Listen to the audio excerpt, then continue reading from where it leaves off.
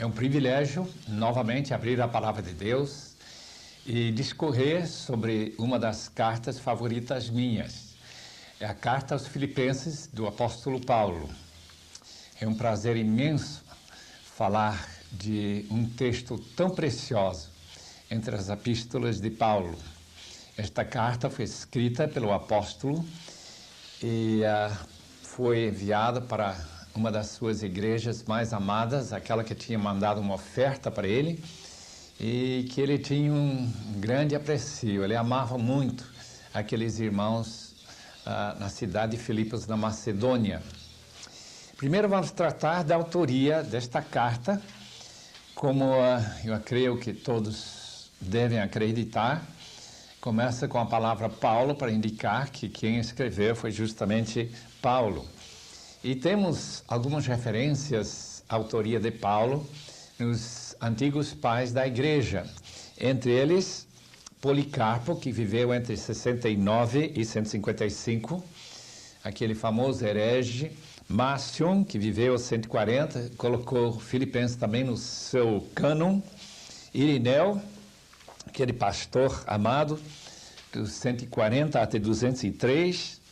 Clemente de Alexandria, que viveu 155 até 215, Tertuliano do norte da África, 150 a 222, e também o cânon de Muratori, que foi descoberto no século passado, também tem a carta aos Filipenses, atribuindo-a a Paulo. Portanto, eu acho que a evidência externa é muito boa, bem forte. Quanto à evidência interna, chamamos a atenção o fato que os eruditos em geral aceitam a autoria paulina, mesmo aqueles que são liberais. Toda circunstância que nos encontramos na carta pode ser facilmente compreendida na base das condições que nos encontramos na vida de Paulo e no livro de Atos. Veja como versículos 12 a 16 do primeiro capítulo falam da prisão de Paulo e como ele encontrou oposição, onde que ele estava, 2:19 a 24, falando de Timóteo. Também trata de circunstâncias que têm uma base boa no livro de Atos. 3:4 a 6, onde Paulo fala de seu passado, ser fariseu e ser judeu, hebreu dos hebreus. Nós encontramos finalmente em 4:15 em diante o fato de que Paulo recebeu da igreja de Filipos uma ajuda financeira. Todos aqueles textos cabem muito bem justamente dentro da vida do apóstolo. Vamos agora falar numa área mais complicada, mais difícil de acertar. Queremos discutir sobre a data, quando que esta carta foi escrita e qual foi o local da sua origem, onde que o apóstolo esteve quando ele escreveu esta maravilhosa carta. Há 3 aprisionamentos. Nós sabemos que Paulo estava na prisão quando ele escreveu Filipenses, ele deixa isso muito claro dentro da própria carta. Mas há 3 prisões de Paulo no livro de Atos. Nós conhecemos aquela prisão do capítulo 16, quando ele foi preso em Filipos. Com certeza, Paulo não escreveu sua carta da própria cidade de Filipos na primeira vez que ele passou lá e evangelizou a cidade. A segunda prisão é de Cesareia, que nós encontramos depois do capítulo 21 de Atos. E, finalmente, o último, 2 anos de prisão em Roma. São essas 3 prisões que são mencionadas no livro de Atos. Mas a pergunta que temos que levantar é qual dessas prisões seria a prisão de Paulo? E talvez nenhuma realmente é a melhor sugestão. Se nós lermos capítulo 11 de 2 aos Coríntios e versículo 23, Paulo faz uma referência a mais prisões, muito mais prisões. Mas até essa data em que Paulo escreveu Coríntios, 2 aos Coríntios, ele só tinha sido preso, segundo o livro de Atos, uma vez, isto é, Atos não relata todas as prisões de Paulo.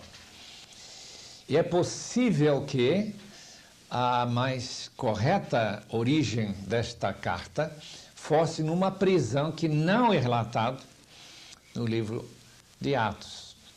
E temos justamente as três possibilidades que nós queremos mencionar agora. Em primeiro lugar, aquela prisão tradicional que Filipenses foi escrito da cidade de Roma, cerca do ano 60 ou 61. E razões que nós podemos dar foi que ele menciona em capítulo 1, versículo 13, a guarda pretoriana, e ele também fala de a casa de César em 4:22. Tem sido tradicional pensar que essas referências ao imperador e ao seu governo seriam justamente mais provavelmente indicadores que estava em Roma quando ele escreveu Filipenses. Além disso, temos um problema. A gravidade da acusação contra Paulo e o veredito iminente de possível morte não dá possibilidade de ele apelar. Nós sabemos que finalmente Paulo foi morto em Roma, cerca do ano 66 ou 67, por Nero, o imperador. Mas Paulo já tinha apelado para Nero. E nós sabemos que nessa última prisão, que não está relatado no livro de Atos, mas apenas sabemos da última carta a Timóteo, então nós sabemos que não havia apelo. E essa pergunta que nós levantamos quando Paulo fala da possibilidade dele ser morto em esta carta aos Filipenses, é uma pergunta: por que ele não faz um apelo? Em outro lugar, nós encontramos certos problemas, outro lado desta questão. O número e distância de viagens entre Roma e Filipos, que tem sido calculado em número de 6, eram viagens muito extensas. E parece difícil acreditar que Paulo estava prevendo tantas viagens, idas e vindas, e notícias chegando sobre Epafrodito e a vinda dele para Roma. Então, isso dificulta esta posição que a carta aos Filipenses foi escrita de Roma. São aquelas viagens múltiplas. Em segundo lugar, temos a situação em que Paulo se confronta com morte possivelmente iminente, que não parece ser o caso em Atos capítulo 28. E, em terceiro lugar, Filipenses 2:24, Paulo expressa a esperança de visitar novamente os filipenses brevemente para reiniciar sua obra missionária e pastoral no meio deles. Mas em Romanos 15, versículos 23 a 28, o apóstolo está pensando sair de Roma na direção de Espanha. Então, estas mudanças de plano, essas dificuldades de viagens, dão uma impressão que talvez Roma não fosse o local onde a carta aos Filipenses foi escrita. Uma outra hipótese é a hipótese de Cesareia. Lembrem-se que no livro de Atos, depois de Paulo ser preso no templo, ele foi guardado pelo coronel romano lá em Cesareia durante 2 anos pelos governadores Félix e Festo. Então, aquele período de 2 anos também poderia ser tanto o local como a data em que Paulo escreveu esta carta.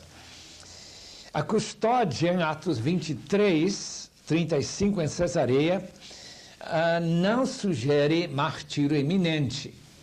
Parece que Paulo não está enfrentando a possibilidade de ser morto nessa ocasião. Cesareia também, aparentemente, não tinha uma igreja tão forte e numerosa como Paulo dá para entender quando nós lemos os versículos 12 a 16 do primeiro capítulo. A impressão que nós estamos numa cidade maior e com uma igreja mais importante. E, em terceiro lugar, Paulo, em Filipenses, aspira retornar para Filipos, enquanto seu propósito, segundo já lemos em Romanos 15, era para continuar até Roma e depois para a Espanha. Então, nós temos esta incoerência nos planos de Paulo, que na própria carta aos Filipenses ele dá a impressão que ele quer visitar os filipenses.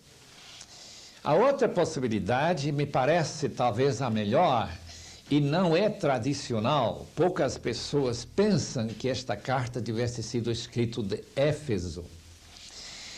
Essa hipótese efesiana é apoiada por W. Michaelis, um estudioso alemão, e ele coloca esta possibilidade baseada em Atos capítulo 20, versículos 1 a 6, que Paulo que conta a experiência de Paulo logo depois de sair de Éfeso.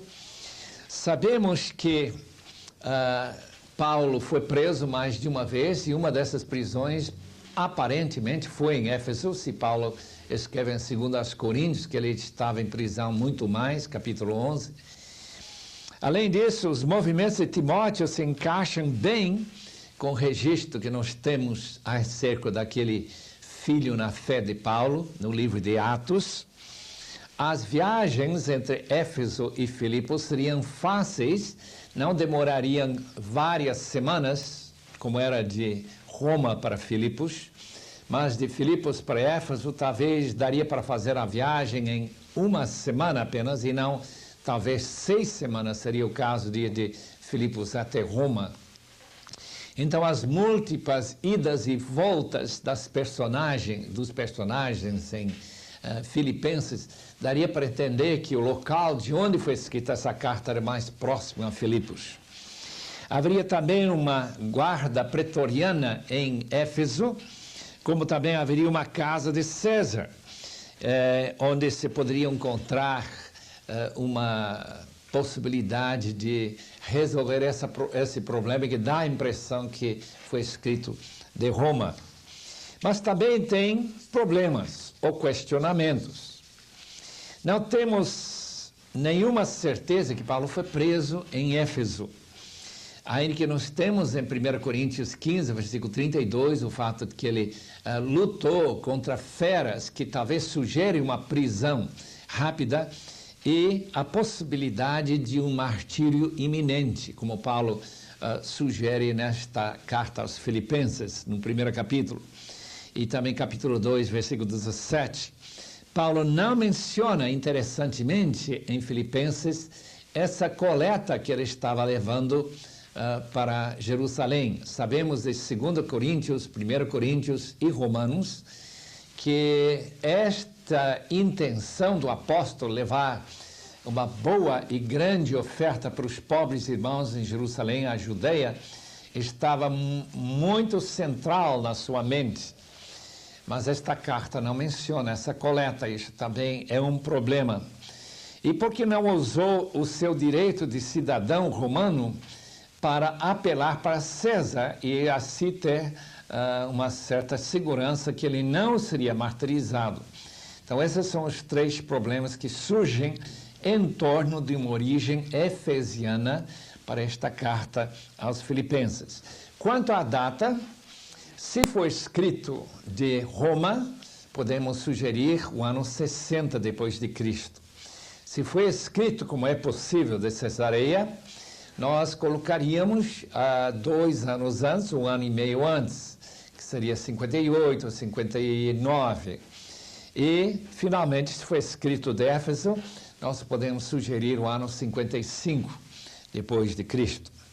Agora, os destinatários, os filipenses. A cidade de Filipos não era grande, não era uma metrópole, era uma cidade colônia em Macedônia. Pegou seu nome do pai de Alexandre o Grande, que era Filipe, daí o nome Filipos. Essa cidade foi expandida por Augusto, e era seu nome anterior, Octaviano, para dar um bom local para os seus soldados. Eles queriam que eles tivessem uma herança lá na Macedônia, perto do local onde eles ganharam a famosa batalha que foi marcante na ascendência ao poder de Octaviano, que virou a ser Augusto César, aquele durante o reinado de quem Jesus nasceu. Lemos em capítulo 2 de Lucas. Essa a Batalha de Actio, no ano 31 a.C., em que Octaviano, ou mais tarde o mesmo Augusto, venceu a Antônio e Cleopatra. Foi uma batalha bem marcante. E ele queria que seus soldados tivessem um local, então ele mais ou menos cedeu a cidade para eles, expandindo lotes, lugar para eles morarem naquela cidade. E interessantemente, quem era cidadão de Filipos, também ganhava o privilégio de ter todas as regalias e direitos que uma cidade na própria Itália. Então nós encontramos ali cidadãos, podemos dizer que Filipos era uma espécie de colônia romana. A igreja de Filipos foi fundada na segunda viagem missionária. Paulo saiu de Antioquia, cerca do ano 50, junto com Silas e com Timóteo. E eles foram subindo pela Cilícia, passando, querendo entrar na Bitínia, a Mísia, a Ásia, e o Espírito de Cristo não permitindo, eles receberam aquela visão do homem de Macedônia, eles cruzaram aquela mancha, entraram na Europa. E a primeira cidade a evangelizar pelo apóstolo Paulo, a ser evangelizada, foi a cidade de Filipos. Os irmãos lembram que Paulo passou essa noite terrível, depois de ser açoitado junto com seu colega Silas, preso naquela prisão, o terremoto que abriu a prisão em que o carcereiro se converteu, tudo isso nós podemos ler no livro de Atos, capítulo 16, e como ele expulsou o demônio daquela pitonisa, aquela jovem que trazia lucro para os seus donos. Tinha menos judeus do que outras cidades que Paulo evangelizou. Podemos perceber isso pelo fato que não havia sinagoga em Filipos. Para construir uma sinagoga era necessário que haja pelo menos 10 pais de família.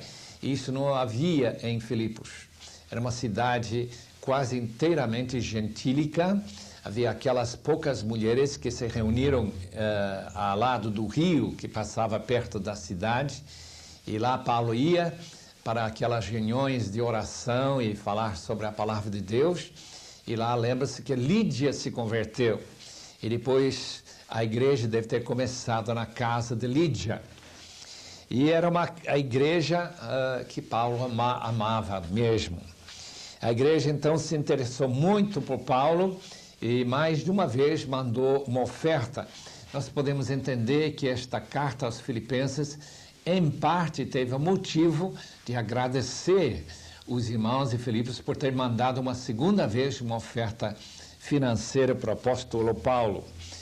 E nota-se interessantemente a prominência das mulheres na carta. No caso da formação da igreja de Lídia, aquela senhora que vendia tecido e lã, que vinha lá da Ásia, uma espécie de comerciante, talvez não tão pobre.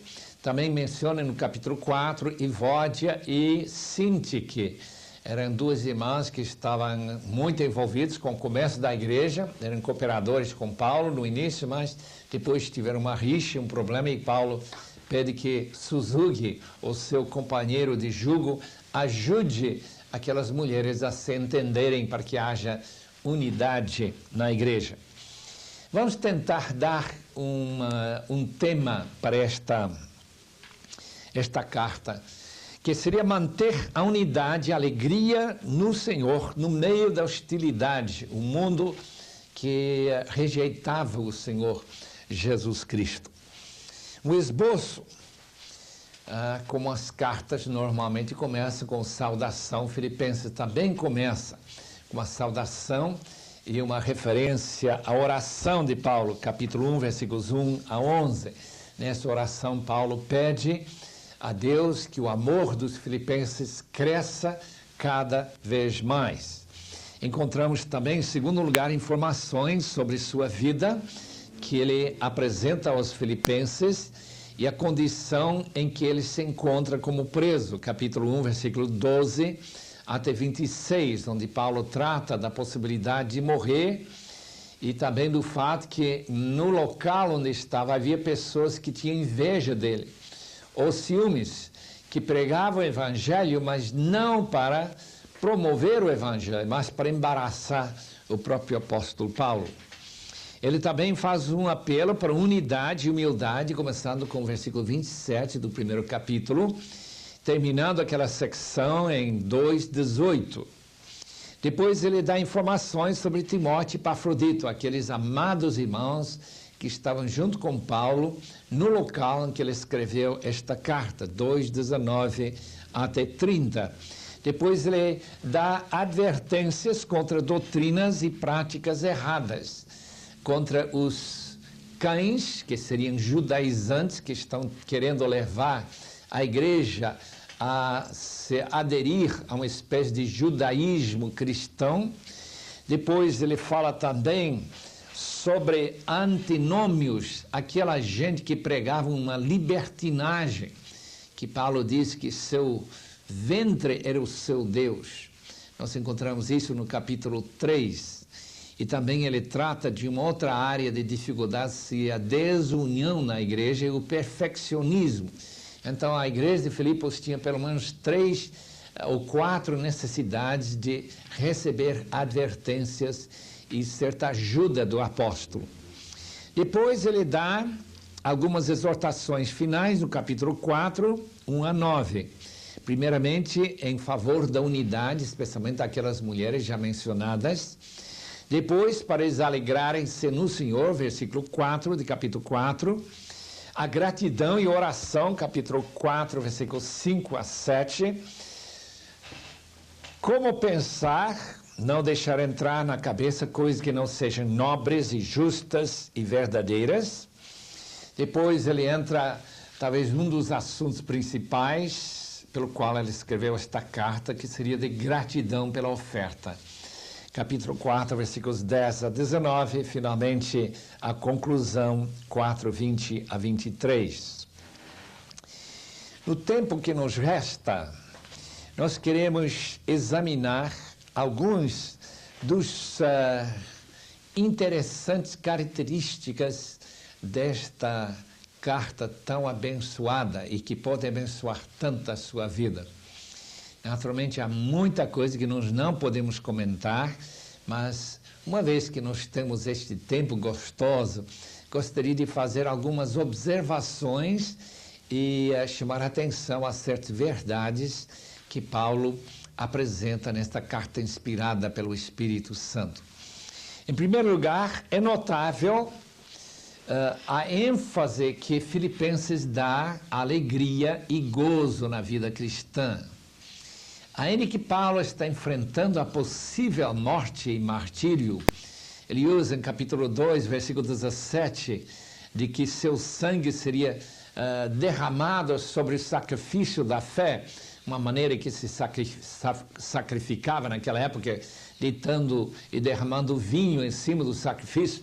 Paulo compara seu próprio sangue sendo derramado dessa maneira, 2,17, mas mesmo assim o seu coração transborda de alegria. Eu acho que nós encontramos em torno de 16 referências a gozo e alegria em forma substantiva ou verbal. É no Carta aos Filipenses que nós encontramos nossa responsabilidade diante de Deus de sempre nos alegrarmos no Senhor, sempre estarmos satisfeitos com nosso Senhor e Salvador. Em segundo, nós queremos fazer uma referência àquele hino do capítulo 2, começando com o versículo 5 até 11, que Paulo usa para chamar a atenção dos filipenses à necessidade de humildade, de ter a mesma mente que houve em Cristo Jesus. Este pequeno trecho, este parágrafo, dividido pela humilhação de Jesus e sua exaltação, parece ser uma tradução da língua aramaica. Pelo menos alguns eruditos, como Ernst Lohmeyer, têm argumento em favor do fato que isso seria um hino e que não foi escrito originalmente em grego. Traduz-se facilmente de volta para a língua aramaica e, portanto, é uma importação da igreja muito primitiva de Jerusalém, ou possivelmente de Antioquia. Nós não temos, assim, muitos casos de hinos e cânticos espirituais, ou cânticos e hinos da igreja primitiva, mas isto pode ser um deles, um daqueles hinos, e nós gostaríamos muito de chamar a atenção a este fato. Dois problemas que os filipenses tinham, aparentemente, foram o problema de desunião. Paulo convida os irmãos a se humilharem, cuidar uns dos outros e manterem-se firmes na unidade do Espírito, capítulo 1, versículo 27 até 2:11, e também o perfeccionismo do capítulo 3, começando com versículos 4 a 17. Além disto, houve também essa ameaça da penetração do legalismo através dos judaizantes e também um libertinismo, que seria uma espécie de gnosticismo, que também estava ameaçando a igreja. Então, nós encontramos esses dois grandes inimigos da igreja primitiva, que seriam os judaizantes, isto é, transformar o evangelho em legalismo, em lei, e outra possibilidade, o evangelho que não tem moralidade. E a igreja está ameaçada dos dois lados, desses dois extremos. E nós encontramos Paulo combatendo ambos aqui nesta carta. Número 4, motivo principal aparentemente foi agradecer esta oferta. Nós não encontramos nenhuma outra carta em que Paulo tem esse motivo para escrever, de dar ações de graça aos próprios irmãos. E Paulo tem um trecho muito gostoso no capítulo 4, onde ele trata sobre a importância que esta oferta tinha para ele. É um símbolo do grande amor e preocupação que os irmãos de Filipos tinham. Hoje em dia, missionários estão recebendo ofertas constantemente de suas igrejas. Mas eu acho que é muito raro encontrar alguém tão agradecido e tão impressionado como foi o apóstolo Paulo com esta oferta. Era uma coisa muito rara, ele deixa bem claro. Muito raro ele receber oferta das igrejas. Ele trabalhava com suas próprias mãos para se autossustentar. E parece que isto foi uma das razões que ele ficou tão sensibilizado pelo amor que os filipenses mostraram. Isso no capítulo 4. Este livro de Filipenses não cita o Antigo Testamento em nenhum lugar. Isso também é interessante, especialmente quando nós vemos em Coríntios e Romanos quantas vezes Paulo e Gálatas, quantas vezes Paulo cita o Antigo Testamento. Ele menciona no primeiro versículo bispos e diáconos como se fossem oficiais da igreja. Isso também é interessante, porque não temos assim uma referência a bispos plural em outros textos, mas obviamente havia mais de que um bispo em Filipos, indicando que não somente que o ministério era plural, não era apenas um indivíduo, não tinha só um pastor titular, mas o fato que bispo representa, como nós vemos em 1 Timóteo 3:1, onde nós encontramos Paulo referindo-se à pessoa que deseja ser bispo, que seria o desejo pelo pastorado. Aliás, é bem fácil entender que a palavra bispo significa exatamente o que nós queremos dizer com a palavra pastor. Pessoa responsável. A palavra original no grego significa supervisionar, na forma verbal, supervisor em termos substantivos. Então, a igreja de Filipos tinha os seus encarregados, aquilo que o livro de Hebreus chama de guias ou líderes, e que nós hoje chamamos de pastores, mencionado no primeiro versículo. Em sexto lugar, nós queremos fazer uma referência aos reflexos de Filipos ser uma colônia romana. É interessante, no capítulo 1, versículo 27, é uma referência ao fato de que os crentes de Filipos são cidadãos do céu e não de alguma colônia aqui na terra. Isto pelo fato de que a hostilidade sempre marginaliza os crentes quando há perseguição e que esses crentes em Filipos não devem se preocupar, porque ainda mantêm sua cidadania, mesmo estando fora de sua terra natal, que seria o céu.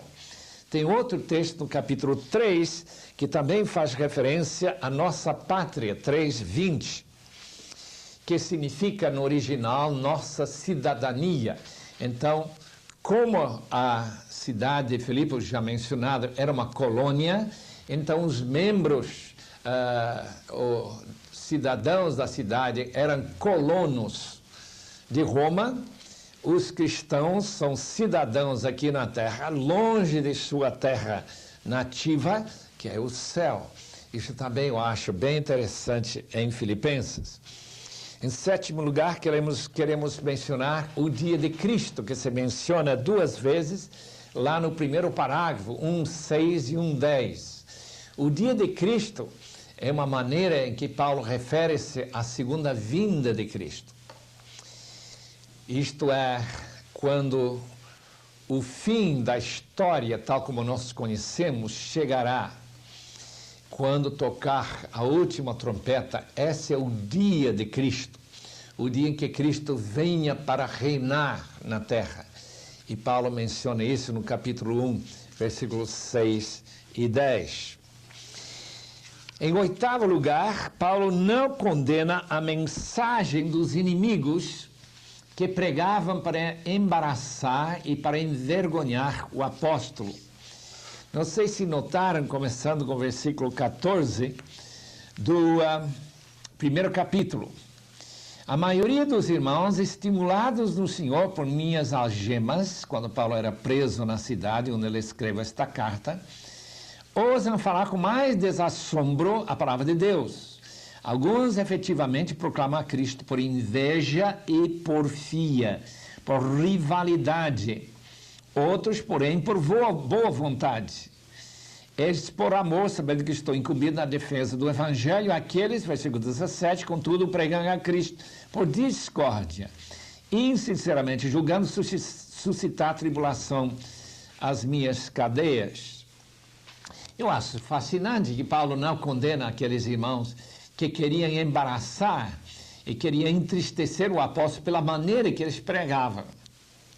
Paulo não os condena, mas quando ele escreve para os Gálatas, os irmãos vão lembrar que Paulo condena terminantemente aqueles que têm infiltrado nas igrejas da Galácia e pregavam outro evangelho. Qual é a diferença na atitude do apóstolo? Num caso, ele está feliz, contente. Ele diz no versículo 18, que me importa, uma vez que Cristo está sendo pregado. Paulo não tinha uma preocupação com sua própria pessoa, se ele seria insultado ou não. Mas ele se preocupava demais pelo conteúdo do Evangelho, que o Evangelho não seja deturpado, que não seja um Evangelho falso, como era o caso desses acréscimos que aqueles judaizantes traziam para a Galácia. Portanto, lembremos sempre que o problema que Paulo tem não é o problema de insulto à sua pessoa. O único problema, se o Evangelho não está sendo transformado em mensagem que não salva, que não seja a mensagem salvadora. Lembremos que este foi o problema que Martinho Lutero teve quando ele levantou a bandeira, quando ele começou a discutir com os líderes da Igreja Católica, que a doutrina já tinha sido mudada e que essa doutrina não salvava. Então, esta é a nossa grande preocupação, que o Evangelho não seja deturpada. Se há outra denominação que prega diferentemente do que nós pregamos, e até por rivalidade, querendo até pegar alguns dos nossos convertidos, nós não temos motivos para condená-los, segundo nós entendemos desse parágrafo tão importante, o primeiro capítulo de Filipenses 12 a 18. Em 10º lugar, nós queremos mencionar o fato que Paulo ensina que para o crente morrer é lucro. Não sei se notaram versículos 21 e 23 desse primeiro capítulo, ele diz assim: porquanto para mim o viver é Cristo e morrer é lucro. Versículo 23, que tipo de lucro é morrer? Versículo 23, ora, de um outro lado, estou constrangido, tendo desejo de partir e estar com Cristo, o que é incomparavelmente melhor do que viver nesta terra, especialmente se somos perseguidos. E Paulo era muito perseguido. Ele estava numa prisão, com certeza estava passando muito mal lá, fisicamente. Que comida ruim, que sofrimentos ele passava lá, que frio, que calor, todas aquelas coisas. Conforto para o corpo nenhum. Mas lá no seu íntimo ele tem essa grande esperança de poder esperar subir para a glória do Senhor, se Deus escolher que ele morresse. Me faz lembrar do famoso Richard Baxter, que escreveu o livro que temos em português, Um Pastor Aprovado. Ele, pensando que ia morrer, como Paulo estava enfrentando, só que não era por causa de prisão, mas por causa de doença, o Richard Baxter, mais de 300 anos atrás, começa a meditar 30 minutos por dia sobre o futuro, como seria o céu, como seria essa vida na presença de Deus. E essa experiência que Richard Baxter teve, meditando na palavra, meditando como seria aquela presença do Senhor, que é incomparavelmente melhor, lhe fez tanto bem, que ele declara que quando ele não ia morrer mais, porque de fato ele melhorou, sua vida perdurou para ter uns 40 anos de ministério, ele achou tão valioso esses 30 minutos por dia que ele não parou de meditar 30 minutos sobre o céu. Imagina quanta coisa gostosa ele pensou. E ele deu uma espécie de sumário dos seus pensamentos naquele livro que ainda não existe em português, O Descanso Eterno dos Santos. É uma coisa para lembrar que esta vida não é tão preciosa, que a outra não é muito, aliás, Paulo diz, incomparavelmente melhor. Vamos lá para o número 11. Viver em um só espírito, com uma só alma. Capítulo 1, versículo 27. Viver acima de tudo por modo digno do Evangelho de Cristo, para que, eu indo ver-vos, estando ausente, ouço no tocante a vós outros, que estáis firmes em um só espírito, como uma só alma. O que Paulo está dizendo? Está combatendo a desunião. Os irmãos não estão se entendendo perfeitamente. Sabemos das duas mulheres do capítulo 4. O que Paulo quer dizer com esta ideia de um só espírito, como uma só alma? Acredito que ele está lembrando-nos que a igreja local é unificada através da presença do Espírito entre nós, o Espírito Santo. Mantenha, diz Paulo para os Efésios, a união no Espírito, essa união que nós já temos, mantenha isso. E que nós vivamos como se fôssemos um corpo que tem apenas uma alma, e não como cada membro tem uma alma separada, como se houvesse muitas almas vivendo no mesmo corpo. Isso seria uma terrível experiência de multiplicidade de almas. Então é uma exortação para nós vivermos dentro de nossas igrejas locais, nessa comunidade do corpo de Cristo, como Paulo disse para os Coríntios, vós sois o corpo de Cristo, capítulo 12, que nós tenhamos a alma que faz com que todos os membros cooperem a mais perfeitamente possível. Número 12, a palavra usurpação no capítulo 2. Interessante esta referência. Naturalmente, Adão tende em vós o mesmo sentimento que houve também em Cristo Jesus, pois ele, subsistindo em forma de Deus, não julgou como usurpação o ser igual a Deus. Usurpar significa tentar, pela força, pegar alguma coisa, quase roubar alguma coisa que não é nossa. E é uma maneira de entender o que Adão queria. Quando Satanás o tentou no jardim, ele chegou à conclusão que Deus não tinha dado tudo que ele podia ter dado para ele, então ele quis ser igual a Deus, ainda que ele já foi criado na imagem de Deus, e ele queria toda a autoridade e poder de Deus. Isso era uma usurpação.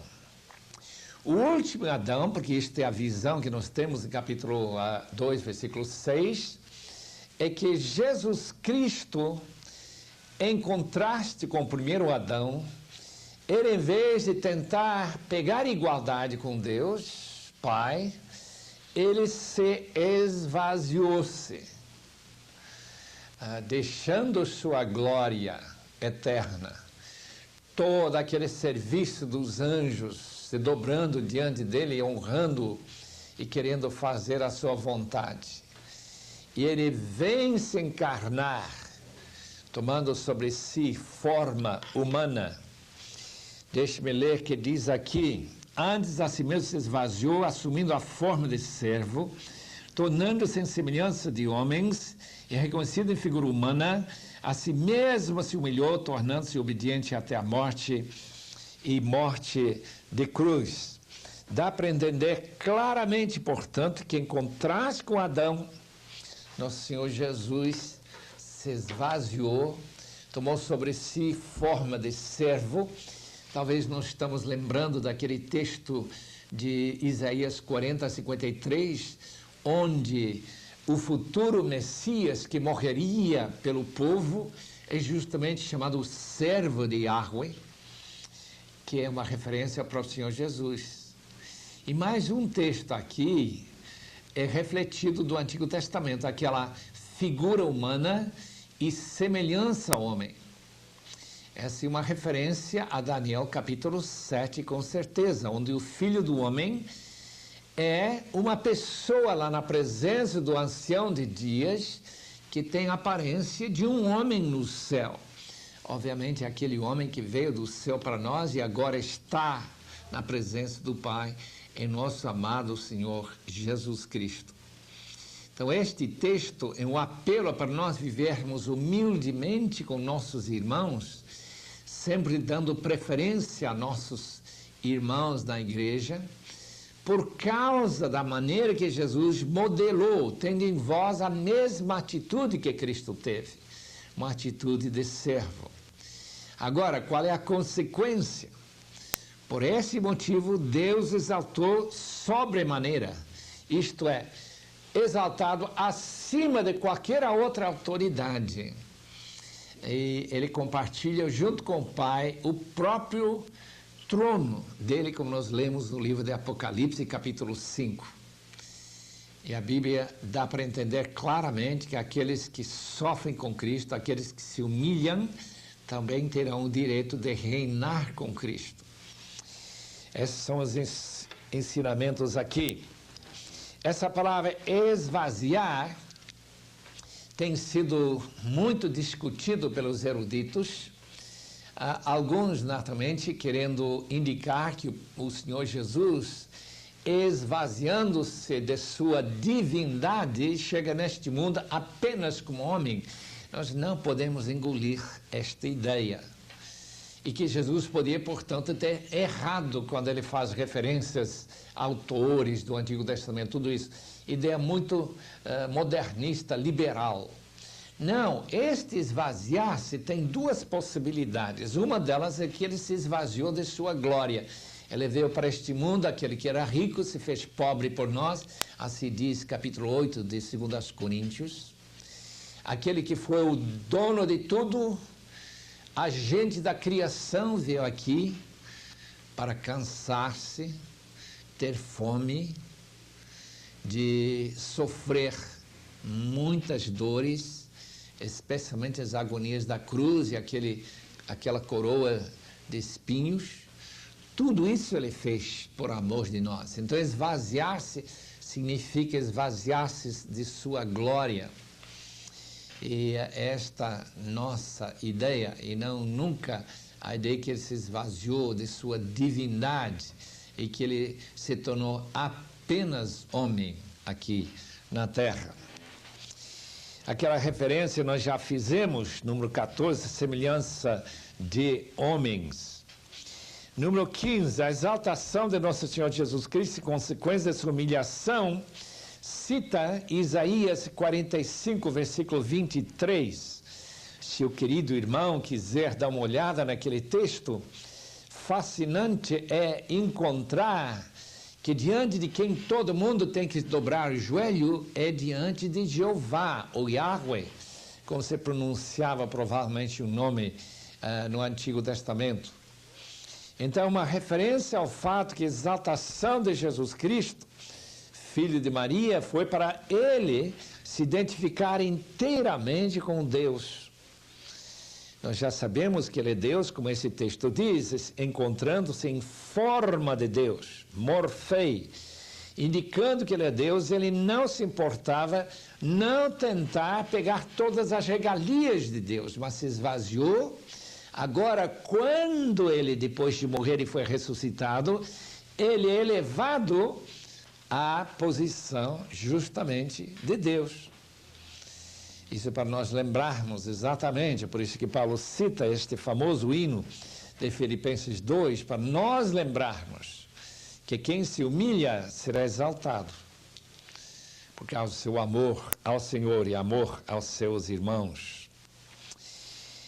Número 16, aquela famosa frase que nós encontramos aqui, em capítulo 2, versículo 12, desenvolvei a vossa salvação, 2:12. O que significa desenvolver a nossa salvação?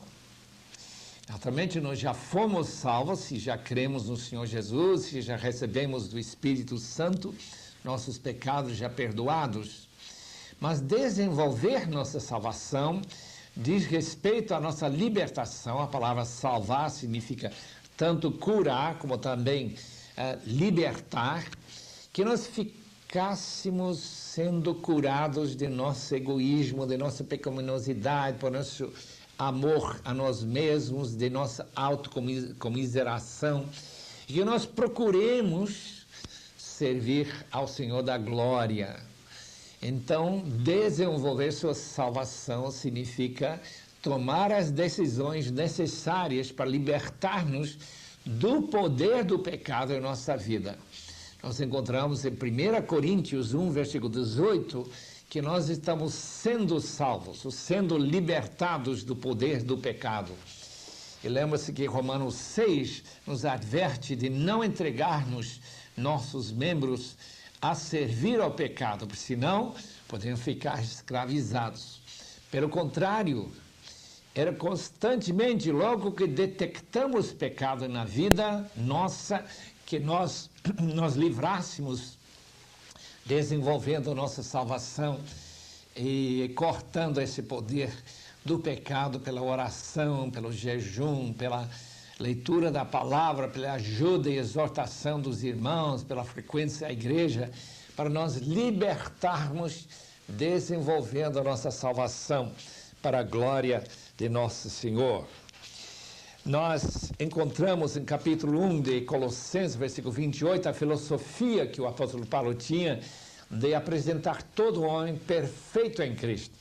Obviamente, a ideia de perfeito significa adulto, não é uma pessoa que não peca nunca, mas é para a pessoa viver assim, vencendo e desenvolvendo a sua salvação constantemente. Número 17, vosso mensageiro. Interessante, a palavra no original é a palavra apóstolo. Eu estou encontrando isso em versículo 25 do capítulo 2.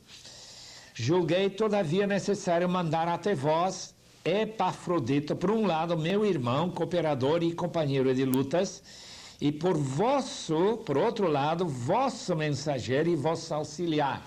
A palavra vosso mensageiro traduz a palavra apóstolo. Nós temos hoje em dia pessoas que se autodenominam apóstolos.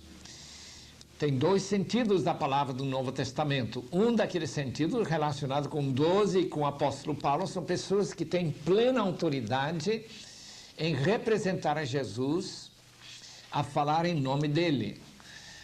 Mais ou menos o que o Papa reivindica lá em Roma, de falar infalivelmente. Por isso que nós podemos ler Filipenses, saber que estamos lendo a palavra de Deus, porque foi escrito pelo apóstolo. Mas também a palavra apóstolo pode significar como neste caso, uma pessoa enviada para um serviço, comissionada para trazer esta oferta para Paulo.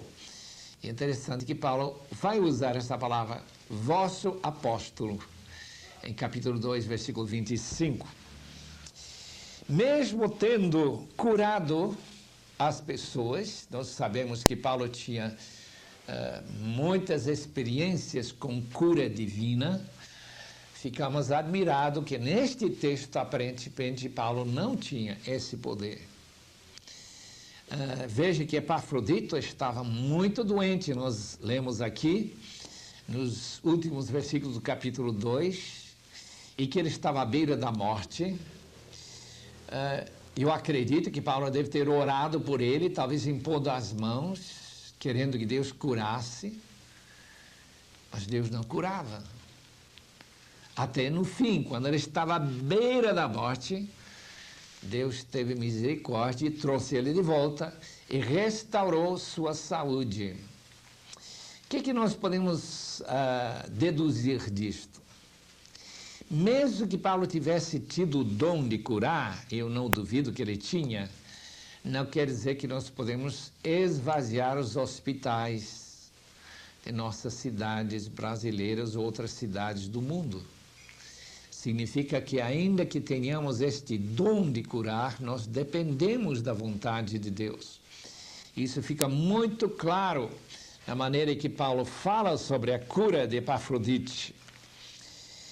Recebi, pois, no Senhor com toda a alegria e honrai sempre homens como esse, Epafrodite, visto que por causa da obra de Cristo chegou ele às portas da morte e se dispôs a dar a própria vida para suprir a vossa carência.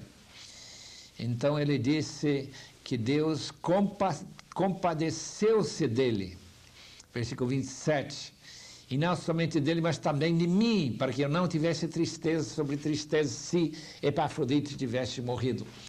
Eu entendo que Paulo não tinha nenhuma certeza que Deus ia curar aquele irmão.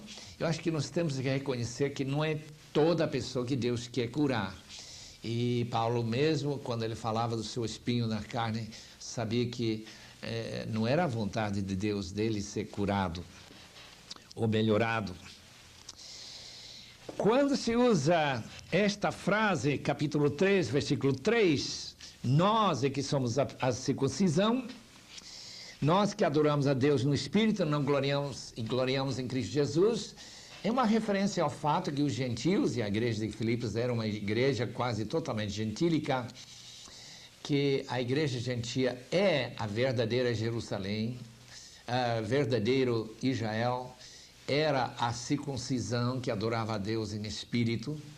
Isto é por causa de ter recebido o Espírito Santo, enquanto os judeus na carne, eles estão adorando a Deus na carne.